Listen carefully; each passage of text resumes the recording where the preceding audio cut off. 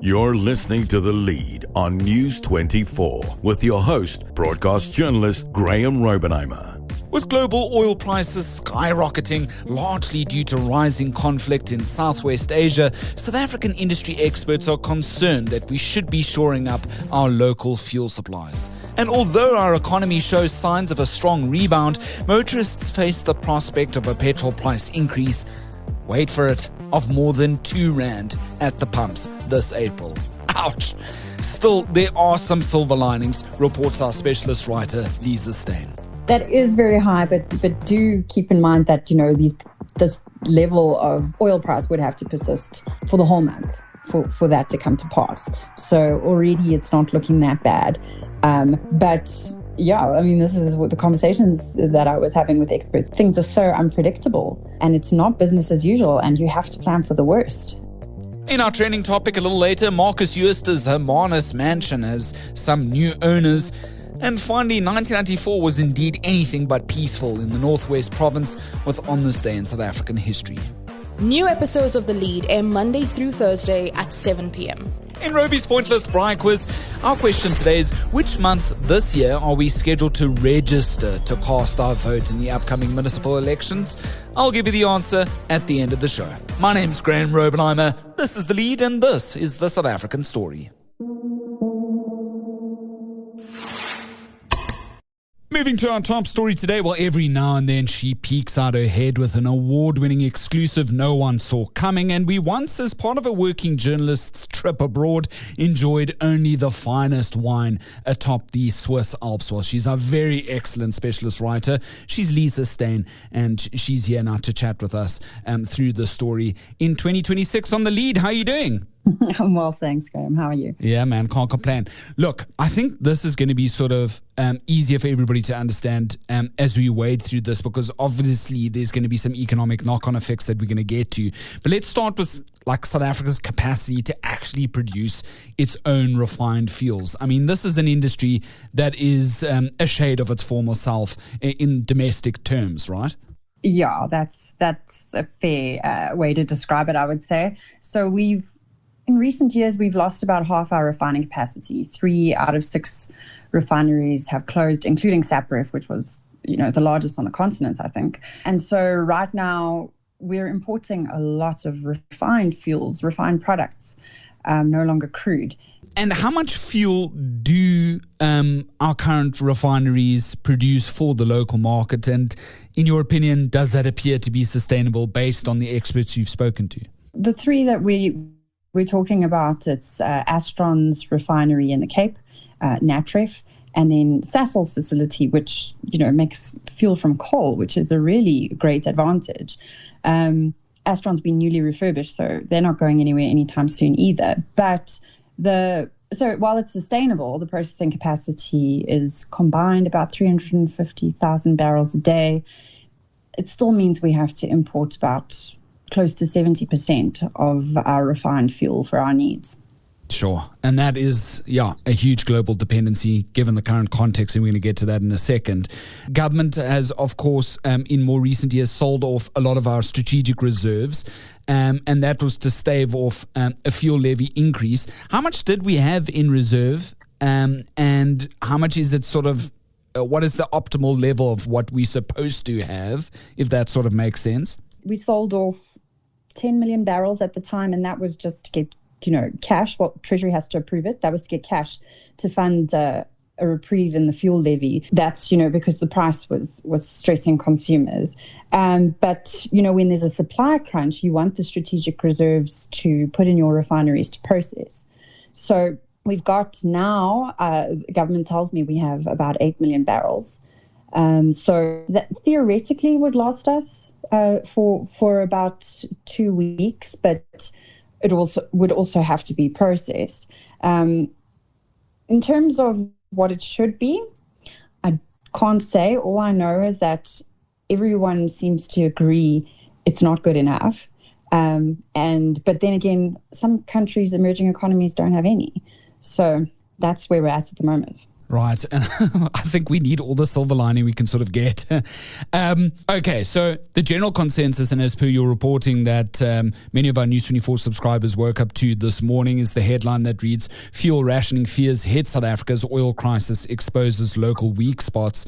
Fuel prices, in terms of the oil price, is quite high, and it started off the week as such. There are, general sort of like positive beliefs that this will be short-lived, and this is all, of course, got to do with the escalating crisis in the Gulf, which is low supply and higher demand. Although there has been a glut of oil for the longest time, that's why there is this sort of spin-off positivity that this won't sort of last too long. But what are the experts sort of saying to you in terms of the overall sounding of the current alarm? Are they also going, hey, let's just sort of wait and see, or no, we actually should be having a more serious conversation about the fact that we need a better strategic reserve and we need more local supply? It's certainly the latter. And, those conversations or that thinking was particularly acute yesterday when the oil price was like close to $120 a barrel. Maybe they're less concerned today. It's gone back down to about $90 a barrel because US President Donald Trump, has suggested that the war won't last that long. But let's go back to my conversations yesterday. And people were sort of saying that we need to be talking about supply. We are not exactly, we're probably one of the last in line in terms of global economies, in terms of, deep pockets and flexibility. When it comes to a supply crunch, if we aren't able to get the fuel we need, what are we going to do? Yeah, that's absolutely. The question. Yeah, 100%. There's also this deficit, Lisa, between, obviously our local retailers have to bring the supply to South Africa, and perhaps once they bring it at a certain time, there's this cost that they have to shoulder if suddenly the global oil price shifts again, and that's something that often gets forgotten that we need to take and consider into the overall situation, right? So the fuel price in South Africa is regulated, and we all know it's adjusted once a month to sort of, so that the suppliers are compensated for if they're spending more on oil than they expected, or if they spend less, then we see a drop in the price. So the concern is just that, if it's these sudden large movements, these suppliers, these importers won't be able to carry those kinds of, these extensive losses for several weeks before they can recover it. Never mind the fact that, the consumer really can't afford these kinds of increases. But just in terms of supply, that's another risk, that they just simply will not be able to bring those shipments in. Right. Can we just clear this up? So we mentioned earlier that as per government's backup, which is the strategic reserves, of which it had really previously sold a fraction of, that you said it was around 2 weeks if the worst had to come. But in terms of our overall rotation at the moment, as per the retailers in this country, do you know what the level is like? No, we don't really. It seems like it's sort of, as a needed basis. So there was talk previously about refineries and importers keeping some stock of refined fuel. But my conversations with industry yesterday, the answer was no. They're not keeping any stocks. Everything they bring in is sold as soon as possible. Sure. Okay. And then, what does rationing really look like for the industry? Do you have a sense of what that might be in practice? Right. So the rationing, I suppose, like we said, 2 weeks perhaps with the strategic stocks. I don't know if this is naive, or too optimistic or too pessimistic, but you wouldn't really want to use all of that. You would start rationing. Government would dictate to industry in terms of which critical services and critical sectors would get priority access to fuel. We know this because those sort of conversations started around COVID. But then, of course, it wasn't really an issue because no one was moving around, so there was no demand for fuel. And so there's another silver lining that I didn't mention there is that, jet fuel's not going to be an issue because so many planes are grounded. That's not worrying anyone at the moment. But the rest is, a bit scary. It is a little bit scary, hey? Look, as it stands, the Central Energy Fund, and I don't know if you've been looking closely at this, but we could be heading to, a massive, eye-watering fuel price increase now in April. I mean, we're talking around a petrol price spike of more than R2.40 and for diesel R4.50. I mean, historically, help me out, Lisa. I mean, that's very high. That is very high, but do keep in mind that this level of oil price would have to persist for the whole month for that to come to pass. So already it's not looking that bad. But yeah, I mean, this is what the conversations that I was having with experts yesterday is, things are so unpredictable. And it's not business as usual, and you have to plan for the worst. And what if it does come to pass? What will we do? Any word from the Mineral and Petroleum Resources Ministry? Is any official sort of reaction to what industry leaders are saying at this time? Not as yet. They have promised to come back to me, but I'm still waiting. And then obviously for the economic sort of sense of it all, we've already have your Davy roots et al. Coming out and going, look, all of this is going to have a knock-on effects for the poor. I mean, if, say, for example, we do have a more than R2 petrol price increase and a close to R5 diesel price increase come April, I mean, we've been enjoying low interest rates and interest rate cuts for the longest time. It really does feel, as our business editor Helena Wasserman said in News 24's reporting earlier in the week, that South Africa's sort of perpetual holiday now appears to be over, although that the economy is also quite buoyant at the same time. Your thoughts there? Even if this doesn't persist much longer, that shock is basically already in the system, and it's going to, delay all kinds of things that we were expecting, like interest rate cuts and credit rating upgrades.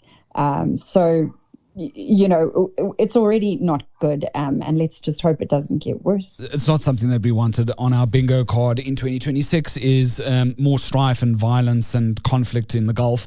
Lisa, thank you so much. I really do appreciate your time, and thanks for giving us all the nuance and information that helps us understand the economy and helps us understand our fuel reserves and what that might mean for our pockets at the end of the month. I really do appreciate it. I hope to have you back on the lead soon. Thank you. At the same time, we'll take all the good economic news we can get. Government says it's chuffed the South African economy grew by 1.1% overall last year. That's according to the latest figures released by Statistics South Africa, the highest it shows since 2022 following the pandemic. Our GDP continues to expand marginally, now for the fifth quarter in a row. The agriculture, finance and real estate sectors have been singled out on the production side of things, doing very well there, whilst there's been a general rise in household spending and government consumption. Here's government spokesperson Nomonde Nukwa. Government believes that the reforms that are being implemented through Operation Vulindlela and government and business partnership are enablers of this sustained growth. Government will continue to work with all partners to accelerate inclusive growth, support investment, and build a resilient economy that delivers sustainable development and job creation. Let's hope this corner we're turning will open up even more soon enough. What say you? Drop us a comment below. You're listening to the latest edition of The Lead on News 24 with Graeme Rowenheimer. If you've got an opinion on what you've heard so far, drop us a short voice note on our WhatsApp hotline. That's 072 562 3179. Buying a car? Let driving with J9 steer you right. The reason why I wanted you in today is because I want to talk about car sales. You were in that space for a few years as a salesman. News 24's motoring podcast, hosted by Janine van der Post, delivers sharp car advice, expert test drives. Nowadays, when somebody, for the most part, when somebody walks into a dealership, they know sometimes more about the car than the salesperson does because of the access to information. Yeah. The latest trends and motorsport interviews, all in one smooth ride.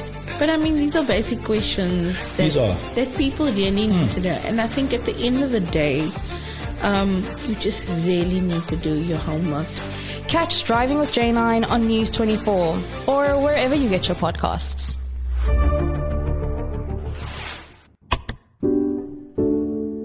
Trending topic. To our trending topic, it's a 7,000 square meter property set on two plots of land in the middle of Voelklip, Hermanus, with pristine lawns overlooking the ocean. It was bought off the ultra-elite Rupert family some 20 years ago. Now, this seaside mansion, previously indirectly owned by controversial ex-Steinhoff CEO Markus Jooste, has now been sold to unknown investors for around 105 million smackaroos. Jooste and his wife Ingrid lived there on and off for some nearly 2 decades. They enjoyed the main house, a heritage cottage, and a smaller flatlet nestled amongst a stunning garden. That's 7 bedrooms, 10 bathrooms nogals, 10 garages, so 1 bathroom equates to each garage, 3 kitchens and 5 reception rooms, reports our News 24 business journalist Jan Krunier. Jooste took his own life on a cliff path in Hermanus some 2 years ago. Krunier says this mansion was actually held by a company called ARF 2825 Hermanus, which was directed once upon a time by Jooste, and apparently this company bought it from the Rupert family more than 20 years ago for a paltry 11 million rand comparatively. Well, the CF Property Group says the new owners see this mansion as a quote-unquote long-term strategic investment. But one person argues in our News 24 comment section that the mansion isn't very well placed, as it's near some busy highways and it's not directly sea-facing, with almost anyone doing far better buying anywhere else in the Western Cape for half that price. Check out our pics in our article online. Got anything to say? You can drop us a comment below. And finally, ending off with On This Day in South African history, that's the 10th of March, 1994. On this very day, Bophuthatswana leader Lucas Mangope fled the homeland capital, Mabato, as a popular uprising erupted against his rule there. Mangope had refused to allow the territory, set out as a homeland by the apartheid government, to participate in South Africa's new first democratic elections. His stance sparked massive protests and a public servant strike, with police opening fire on demonstrators, with dozens reported wounded at the time. In a desperate bid to cling to power, Mangope, though, called in members of the far-right Afrikaner Weerstandsbeweging movement, or the RVB for short, for some support then, and then the crisis quickly spiraled. It prompted intervention by the South African Defence Force, and Mangope was finally removed from office, clearing the way for Bophuthatswana to be reintegrated into South Africa for the 1994 elections. This former homeland, established under the regimes of both Verwoerd and Vorster, now forms a part of present-day Northwest Province, and Mabato incorporated into the provincial capital, today known as Mahikeng. All the more you know.